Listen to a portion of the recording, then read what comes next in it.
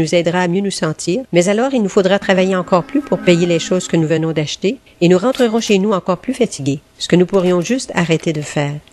Mais en fin de compte, qu'est-ce qui arrive à toutes ces choses que nous achetons de toute façon? À ce rythme de consommation, nos maisons ne peuvent pas contenir tout ça, même si la taille moyenne des maisons dans ce pays a doublé depuis les années 1970. Ces choses finissent quand même toutes à la poubelle. C'est là qu'on arrive à l'élimination des déchets, la partie de l'économie matérialiste que nous connaissons le mieux, parce que nous transportons les déchets sur le bord du trottoir nous-mêmes. Chacun d'entre nous produit 2 kilos de déchets par jour. C'est 2 fois ce que chacun de nous produisait il y a 30 ans. Tous ces déchets sont soit jetés dans une décharge, un grand trou dans le sol, ou, si vous êtes vraiment malchanceux, il est brûlé d'abord dans un incinérateur, puis jeté dans une décharge. Quoi qu'il en soit, les deux polluent l'air, la terre, l'eau, et n'oubliez pas, changent aussi le climat.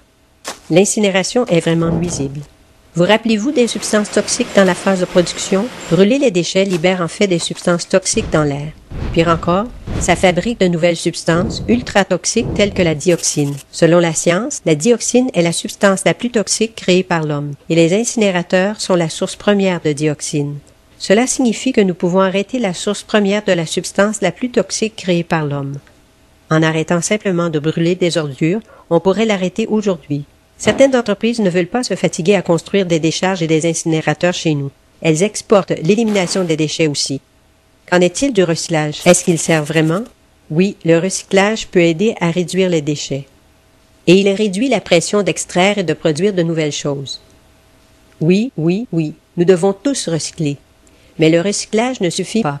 Le recyclage ne suffira jamais pour plusieurs raisons. Tout d'abord, les ordures qui sortent de nos maisons sont seulement la partie visible de l'iceberg. Pour chaque poubelle sur le bord du trottoir, 70 poubelles ont été fabriquées en amont. Juste pour fabriquer tout le bazar que vous avez mis dans cette poubelle que vous avez sortie sur le bord du trottoir. Même si nous pouvions recycler 100% des déchets qui sortent de nos ménages, le fond du problème reste. En plus, beaucoup d'ordures ne peuvent pas être recyclées, soit parce qu'elles contiennent trop de substances toxiques, ou elles sont conçues à l'origine pour ne pas être recyclables. Comme ces boîtes de jus faites de couches de métal, de papier et de plastique, tous mélangés ensemble, on ne peut jamais les séparer pour faire du véritable recyclage. Donc, vous voyez bien qu'il s'agit d'un système en crise. Tout au long, nous nous heurtons contre un certain nombre de limites. Du changement climatique à la baisse de notre bonheur, on se rend compte que le système ne marche pas. Mais le bon côté des choses, avec un problème aussi répandu, c'est qu'il y a beaucoup de manières d'intervenir. Il y a des gens qui travaillent ici pour sauver les forêts et pour produire propre. Des personnes qui travaillent sur les droits des travailleurs, le commerce équitable et la consommation responsable et qui luttent contre les décharges et les incinérateurs. Et surtout, qui œuvrent à reprendre en main notre gouvernance, afin qu'elle soit vraiment par le peuple et pour le peuple. Tout ce travail est d'une importance cruciale, mais les choses vont vraiment commencer à bouger quand on verra les connexions lorsque nous aurons une vue d'ensemble.